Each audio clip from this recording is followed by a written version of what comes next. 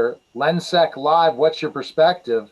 And I'm Neil Haley, and I'm excited about another great episode live here. Remember to visit lensec.com slash live to catch up with all the live broadcasts. I'm excited to welcome program first, my co-host, Keith Harris. Keith, how are you? And we have another great guest today. Yeah, good to see you, Neil. Everything's going great on my end.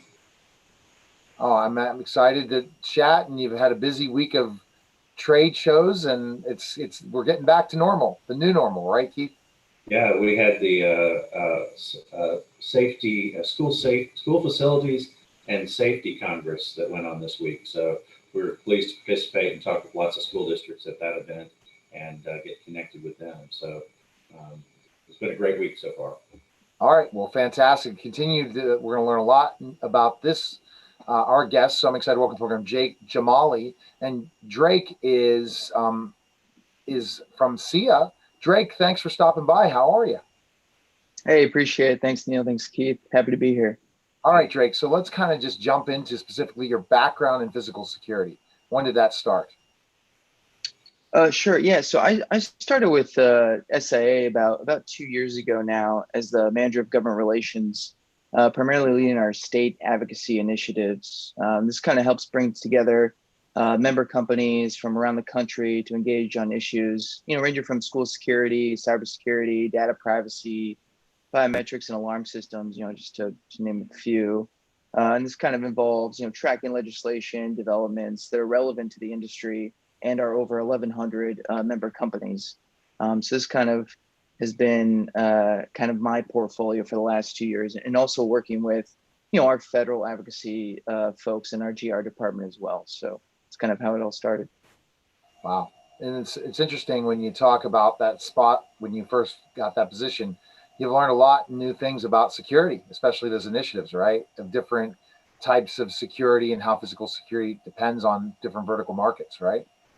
Right, exactly. And it's interesting. But before I even entered the industry, I was doing kind of economic policy in Illinois for the governor's office. And I wasn't, I guess, as, didn't realize how nuanced the industry is and kind of all the different players that are involved. And even when I'm in a space, I don't realize like, how much technology actually goes into, access control, security cameras, this kind of stuff. So it was just really interesting starting an industry to realize like the depth and the gravity that it kind of that it has in the U.S. and globally. When you start walking around and looking at cameras that are in the corners of every place you go and thinking about all the access card readers and Right. microphones these days everywhere, there's a lot going on. And it's funny when you get in the industry and you start to notice these sort of things, just how much is out there. Right. And to that point, it's interesting. I know which company the security camera is now. I know it's an access camera or, something like this. So it's kind of funny to now I know the differences. So my friends think it's a little weird, but it's definitely something, a little party trick, I guess, if you will, for that. So My wife always walks in and says, "Who are you spying on today?" yeah. Yeah, especially now. Yeah, everyone's kind of mentioning that, but it's all good and fun. But yeah, it's interesting to kind of be a part of the a large industry and also one that's innovating constantly.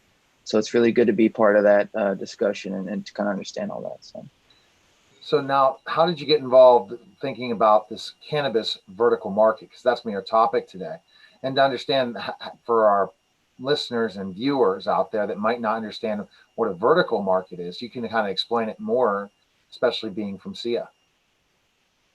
Sure. So, kind of what we've seen, especially, in the past couple of years, especially since 2016, we've kind of seen like a green wave, if you will. A lot of states have actually legalized the recreational use of cannabis. And so it's been becoming a larger and larger industry. And we'll probably see that, going forward as well, just with kind of different states seeing that it's kind of a new revenue system for them, and also the fact that more Americans are uncomfortable with cannabis being legalized medically and recreationally. So we've seen that this being an emerging market and one that's some very unique requirements. A lot of SIA members in the security space have indicated they wanted research and resources to kind of help guide them for future business opportunities. And that's kind of been where I stepped in, and kind of where we, or at least SIA, stepped in to kind of, get through the noise and the nuance and kind of just have a straight state by state guide on security requirements and how our members can kind of get involved in this space. So whether that's, how much square footage a security camera needs to cover in a certain space, where they need to be placed, how many locking door mechanisms there need to be. Also, surveillance if it needs to be 24/7, this kind of stuff. So we've seen a lot of our members really kind of craving this information to understand it more broadly and in depth. And that's kind of something that, as SIA in the security industry, we saw very valuable for them. So that's kind of how we fell into it. And it's exciting as well. It's something I've never really covered before. And it's really interesting to kind of get in there and see, at least my home state of Illinois recently just legalized recreational cannabis, and kind of understanding their own requirements and how it differs from Maine and California and so forth. So it's an interesting topic. Yeah, you have like going from 2016 to 2020 is kind of like going from the wild, wild west to, implementing marshals to cover. Right. I mean, we're just now starting to see some of these guidelines come into place, and some of these standards become more well balanced across the board. You have lots of policymakers talking about a variety of different things from state to state. So you still see a lot of variance between states. You see a lot of variance between what the needs are for medical marijuana versus recreational marijuana. But as we progress through this process, we really get to a more finely tuned product in terms of marijuana policy and security for that. So what was that like for you, working your way through that process and helping SIA come up with some of the guidelines that they've been able to implement?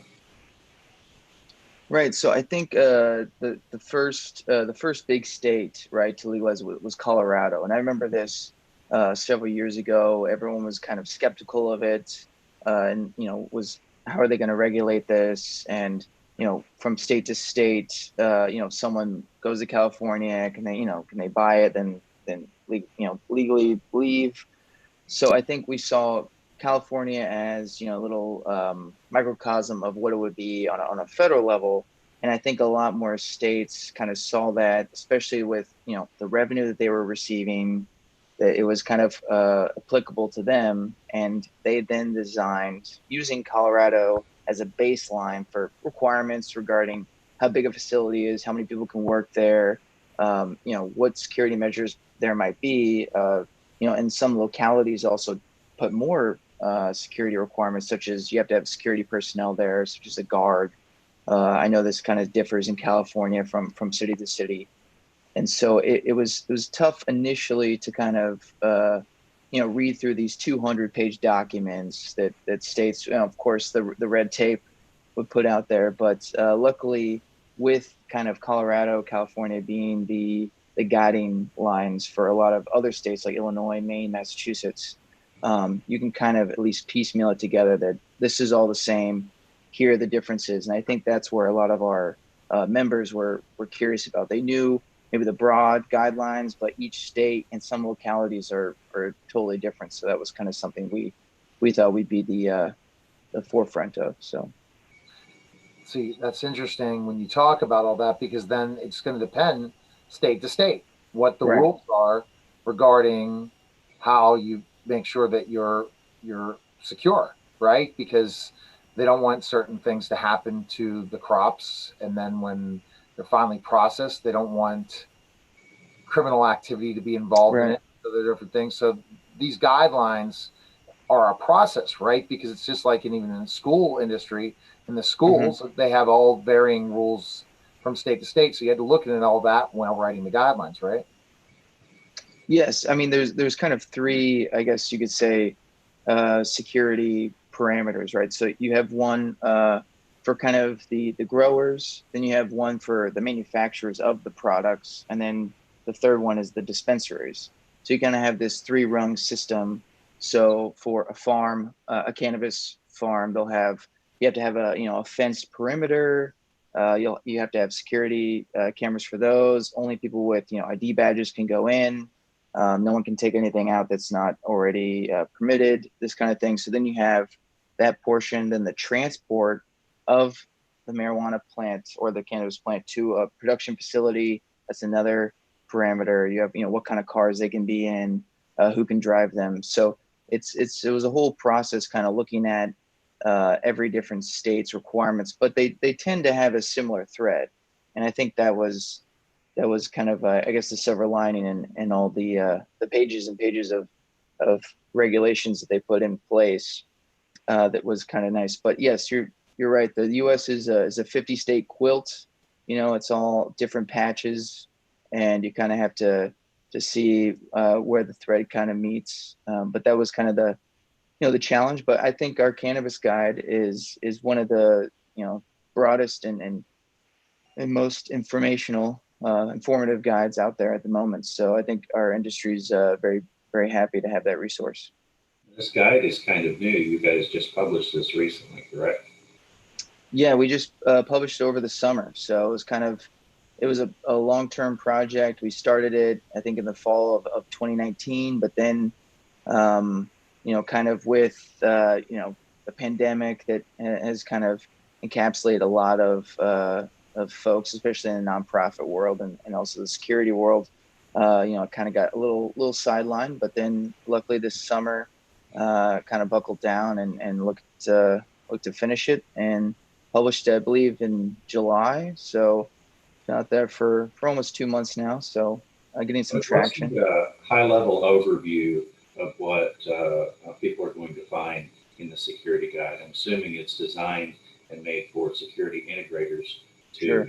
resource so that they can build a business around preparing customers for their security needs when they're dealing with cannabis. Right. So yeah, overview. It's a centralized, informative, informational guide, state by state, on requirements and in the cannabis industry where applicable, and it covers recent federal laws, regulations, and legislative actions regarding the use and production of cannabis, and it kind of delves in a little bit deeper on the state side because that's kind of where all the action is at the moment. The federal government's kind of punting it a little bit. But on the state side, it's an overview of state laws regarding cannabis, including which states have legalized it, decriminalized it, or have allowed medical use for cannabis in each state. So we kind of looked at the legal side of it. So there's a 12-state deep guide into kind of how they regulate the industry along the 3 common security requirements, along with comprehensive security regulations. And so that's kind of where we delved in. And there's mandatory requirements, and some are a little bit more suggestive. But it involves in the areas including video surveillance, access control, alarm systems, and security personnel. So kind of the bread and butter of the security industry, and especially for our members, those are the big areas for them. So that's kind of where we thought this would be the most useful for them, especially in some of these big states, like California being a large market, Illinois now, Michigan, Nevada, Oregon, and several others, of course. But and we're looking at 2020, constantly updating the guide. With 2020, there's going to be more states on the docket that they're looking to legalize recreational use as well. So that's something to kind of look forward to, as it's kind of a live document, which is nice. When you think about video surveillance, what types of things do you see involving using video surveillance in the guide that kind of guides you on what security cameras should you have, how should you store information, Mm-hmm. what should it be done, and should it be in the cloud, should it be on a server, what kind of cameras can you use, all that kind of stuff. Yeah. Right. So from all what we've seen, I think the standard issue is 1120p video camera. Some require a little bit higher resolution, but that's kind of the standard. And then it all is with backed up servers in like a secured vault. So what's interesting about that is that some of these dispensaries, which are very small, I'm not sure if you've ever been to one, but they're very small. But in the back room, it's basically like all security footage storage. So because they have to be on 24/7 at all times, and they have to constantly be surveilling every single hallway, every single corner. So sometimes these facilities, dispensaries, marijuana establishments, they have dozens of cameras in them because they have to be compliant with these mandatory requirements by basically having a point of focus on and everywhere. So it can see what employees are doing. It can see what people who are going to the dispensary can do. And we've kind of seen that would be, of course, fruitful for the video surveillance industry, being that, all these facilities have to have dozens of cameras at all times and be on servers. Now, there's some, of course, the cloud, but I think at the moment, because the industry is a little more analog, a little bit, they like the servers just because it's easier accessible and for them as opposed to the cloud. And then they also have to store for up to 60 days. So it's kind of, a big front for a lot of these dispensaries, which are small shops, but that's kind of how the industry has kind of been regulated at the moment. Do you see any difference between the route or the need for security at medical facilities, either production or dispensaries, versus recreational production and dispensaries? What are the differences that some of the things that you're seeing there in regards to the need for good security? So it's actually in most states it's relatively the same, and they kind of just expand upon what they would normally do. So, for instance, Vermont is a very small state. It's only got 4 permits for facilities, and they would only actually get more permits if they have more people getting medical licenses or recreational use. Okay. And that's what you've kind of found, that states really just, they take the existing security parameters for medical dispensaries, and then they kind of make it larger for recreational use, but that's only if there's more use. So Colorado, California, they've expanded, but smaller states like Vermont, which only have, I believe it has like less than 700,000 people, doesn't have to expand. So you've kind of seen a weird stagnation there. But with, of course, more individuals and more products coming out, you'll see probably more permits, and you'll probably see maybe kind of a stricter guideline, especially in the dispensaries, because you're having non-authorized personnel come in and buy things, as opposed to at a farm or at a manufacturing facility where it's only employees there. So you've kind of seen more security cameras, more access control, maybe 2 separate alarm systems just in case the power goes out at dispensaries, as opposed to the other 2 rungs of the supply chain. Right. What's interesting, and you talk the comparison, they go for medical, then they look to go on to hopefully recreational use. So it's that process through different laws and different things involved. But the thing I look at in this process is people who are in the industry, they're probably not very familiar with some of physical security, right? That's why this Right. guide is so important to them, because sometimes they run into situations where, hey, yeah, we know of cameras, but we don't know about how you link those to access control, how you Right. make sure the motion, how you make sure you can retain video for a certain amount of time period. So this is all really new stuff for a lot of people that are in the industry, right? Yeah, exactly. And just kind of reaching out to different groups, advocacy groups, also consulting groups. Cannabis security consulting is kind of booming at the moment. And we worked with a few groups to gather information, kind of see the process. Yeah, I mean, these medical marijuana establishments or recreational establishments, a lot of them don't even know what kind of cameras they need to use. They don't know what kind of access control. They just think a door needs to lock. They don't understand that there's a larger alarm system that kind of goes into it. And I think that that's what's interesting, that you're seeing a lot of folks, integrators, especially working with the cannabis industry, which is totally separate, and then the security industry. So you've seen a lot more collaboration with the two. And I think going forward, there's a lot more, of course, trade shows that are happening, SecuriCon being one of them out in California. that is bringing the two industries together to kind of educate, because people who sell the products don't necessarily know about cannabis. People in the cannabis industry don't necessarily know about cameras.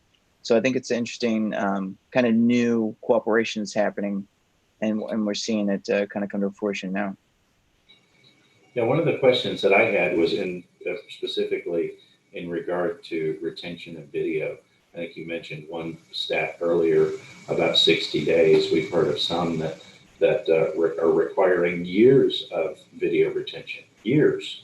Now, your average security project that's not cannabis related is typically shooting for about 30 days of storage. Right. But you guys are seeing a much greater amount with a much larger number of cameras. So the retention required for most of these places has to be an enormous amount.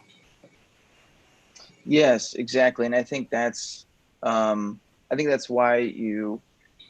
I think a lot of people thought that once it became recreational use, that a lot of these, establishments would kind of explode just because that, there's a lot of demand. But the issue is that with the requirements, it kind of, pigeonholes a few establishments because they're the only ones that can, one, afford the space, get the permits necessary, actually have the consultants come in, the integrators come in and, install everything. And then of course, manage it all.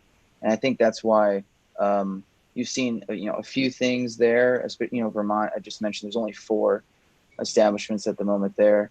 But I think that as more states start to look at legalization and recreational use of cannabis, that maybe you'll see a little bit, less parameters in certain areas, and hopefully that will kind of help the industry be a little bit more manageable, especially for some of these smaller businesses in different states. But it's it's mostly 30, 60 days that they have to require on these servers. But I believe that, some law enforcement advocates wanted, years of information, just, in case there's an incident that happened, a year ago, that they could access that information. So you're kind of seeing, different groups kind of want different things. But at the moment, it's been around 30 to 60 days from what I've seen. The guide will provide all the different things. So explain a little bit more in detail the layout of the guide and how people kind of utilize that and where they can also find that. Sure. Yeah. So, the guide starts with what I was speaking to about it a little bit earlier. But yeah, the guide starts with, of course, federal laws, regulations, and it kind of goes into state by state guides on basically all of the medical and recreational cannabis use required in about 11 states, plus the District of Columbia, which have legalized recreational use. So it goes state by state in that format and kind of lists, what does it require for a medical establishment, what is required for a recreational establishment, and, the surveillance guides, the access control guide. So it's pretty extensive, and it kind of looks at, what the requirements are state by state. And you can find that actually on our website at, I don't know if I should say it, but www.securityindustry.org, and you'll find the cannabis guide information on our website. So that's And we something that absolutely people point people towards that resource. I think that's a great resource for them. Through all of your research and your work on this cannabis guide, any standout stories that really stick out as unusual or interesting? Standout stories. Oh, that's good. I wish I had something on the top of my head. There are several. I could probably look back. I would just say that it's interesting, kind of where you've seen recreational use become legalized. So it's been mostly kind of, the coastal regions. But one funny story is Alaska, and I think Alaska, being one of the states that's legalized cannabis use, they're kind of the frontier. They kind of have this idea of kind of freedom to kind of, as long as you're not bothering anybody, it's fine. So I think it's just interesting to see how these initiatives, how these legislation has been passed. And I think Alaska, being just kind of its own area, own region of the U.S., it's just very unique, being that you wouldn't think Alaska, of all places, would legalize recreational use. but yeah, I mean, I should get back to you on that with some more stories, but that's just initial top of my head. We're definitely have you back on about a lot of the other things you do, Drake. But where do you see the trends? Where do you see things in this industry? I mean, because you talked about how many states that legalized it, either Hmm. for medical marijuana, which I covered the International Cannabis Conference in Pittsburgh a couple of years ago, and it was very fascinating to see that process. Not expecting more states to follow suit like Colorado, and Right. now more and more are looking for not just for medical reasons, but to make it legal, the Hmm. legalization. Do you expect more states to be doing this in the next couple of years in the trend? What are your thoughts? Yes, yeah, most definitely. I mean, as I said before, there was a green wave, if you will, in 2016 with 8 out of 9 states legalizing recreational use. It was on the ballot in 2016, and now you've kind of seen maybe a second green wave coming this November in 2020 with states like Arizona, South Dakota, New Jersey, Montana.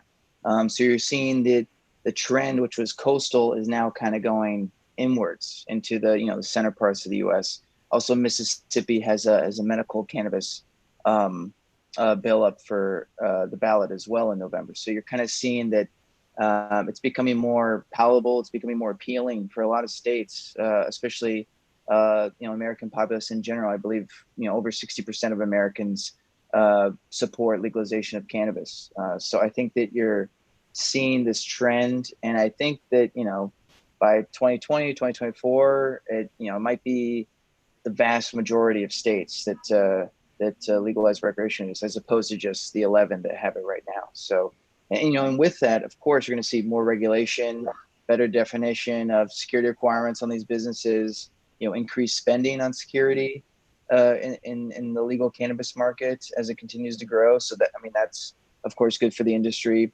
And then of course this pressures, or maybe not pressures, but it kind of influences federal regulations, which that will be interesting to see. What kind of happens if the federal government's going to actually step in, and I guess we'll find out more come November what the make out of that will be. But Yes. it'll be interesting to see Maybe we how can that check goes. back in with you in early December to see how things are swaying Yeah, yeah. in that direction. Yeah, I Yeah, mean, we're hoping on the state side, we're optimistic. On the federal side, we're just kind of just waiting to see what happens. So state side looks good though. exactly. And when I think of things, where it's going to go and everything, it's going to be where a lot of the security industry is still not thought of it as a major vertical. And I did ask that question, but I'll define vertical markets. Vertical market, some people don't understand that, and at least I didn't know it before I started working for Lensec.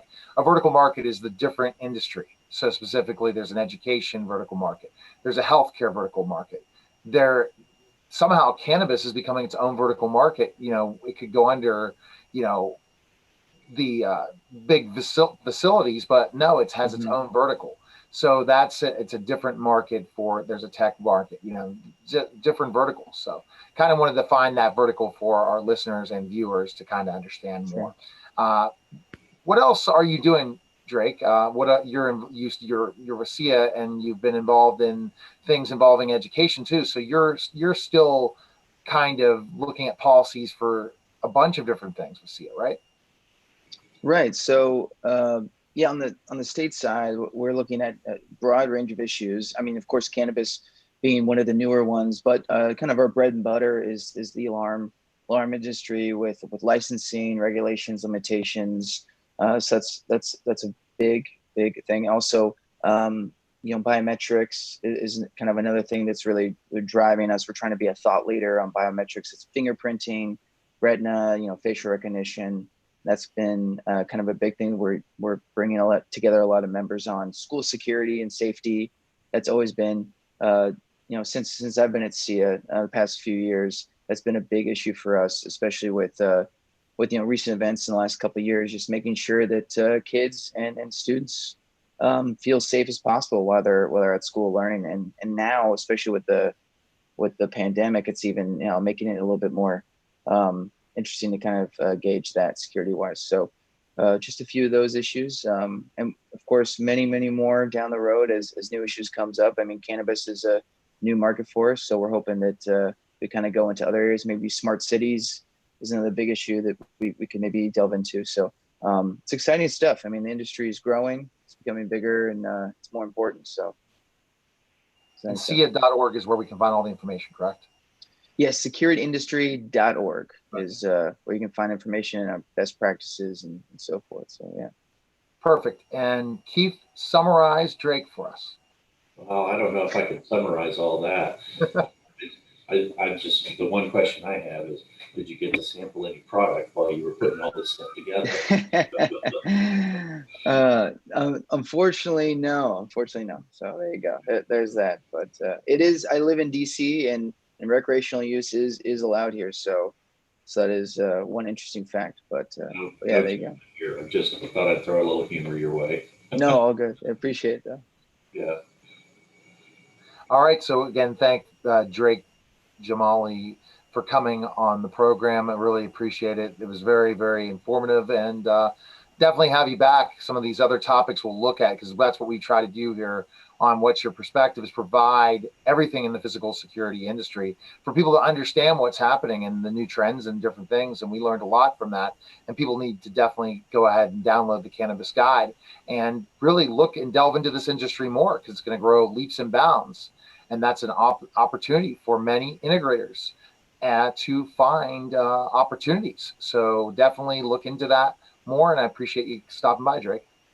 Appreciate it. Thanks, Neil. Thanks, Keith. Happy to be on. All right. So everyone needs to check out Lensec Live, lensec.com/live to check out all of our other live shows. And also you can follow us on all social media platforms. So I appreciate everyone watching live. What's Your Perspective? And take care, everyone.